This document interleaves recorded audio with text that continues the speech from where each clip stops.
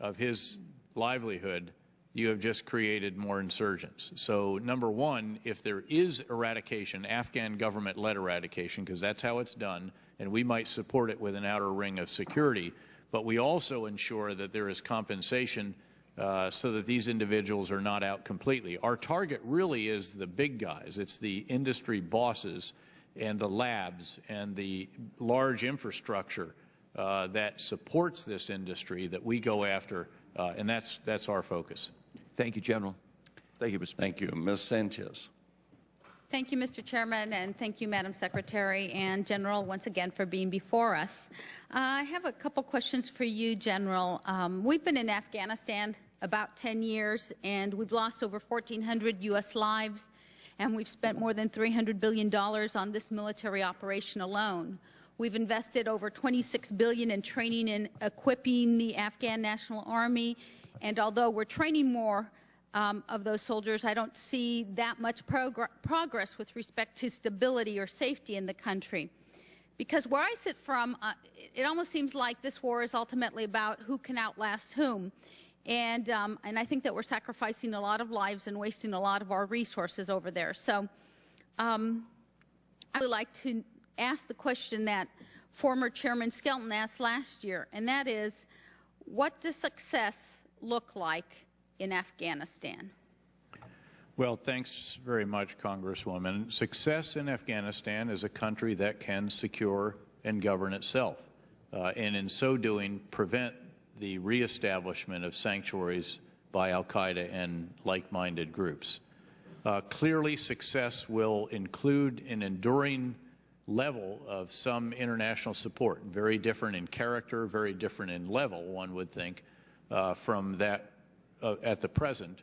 But again, I think most countries, you recently had the Australian Prime Minister here. I think she addressed Congress and talked about the importance of a commitment beyond 2014, given the recognition that Afghanistan, while it is ultimately, potentially very wealthy, certainly is not in that situation right now. General, with respect to that, there's currently 47 countries who are in this coalition with respect to Afghanistan. I know that we've gone from April of 2009, where we had 39,000 American troops there, and we now have over 100,000 in Afghanistan. But it seems to me like some of the others, like Poland's 2,600 troops and Canada's 2,800 troops, are scheduled to pull those out before the end of this year. And Italy and Germany just recently announced that they intend to begin withdrawals of their troops. And President Obama has committed when he did the surge that even though he grew the number of troops in Afghanistan from 39 to over 100, that's almost doubling or tripling it, that he would start to withdraw in this year also. And somehow mission creep's gotten into this thing, and now we're at 2014. And the other day, I can't remember who, Gates or somebody, said that we'd be in there with combat troops past 2014. So you know, we keep coming back to this fragile and reversible. We're making gains, but it's fragile and reversible. How long do you think our allies stick with us with that? How long do you think the American people stick with this? How much past 2014 will this take, in your opinion, conditions on ground? Because it seems to me like we could be here in 2019 and we'd still be in the same place, and you'd be coming before us. Maybe not you, maybe somebody else if you've had enough of it. Fragile and reversible. I mean, what does that really mean, General? I could never have enough of this.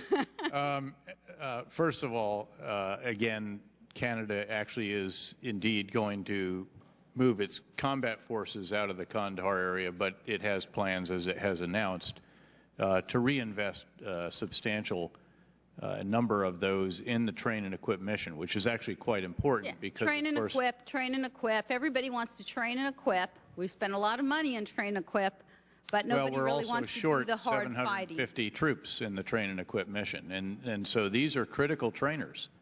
And again, if trainers are the key, the ticket to transition, as the NATO Secretary General has stated, then it means a great deal if Canada fills a substantial number of the 750 trainer shortfall that we currently do face. Let me ask you, because I've run out of time here.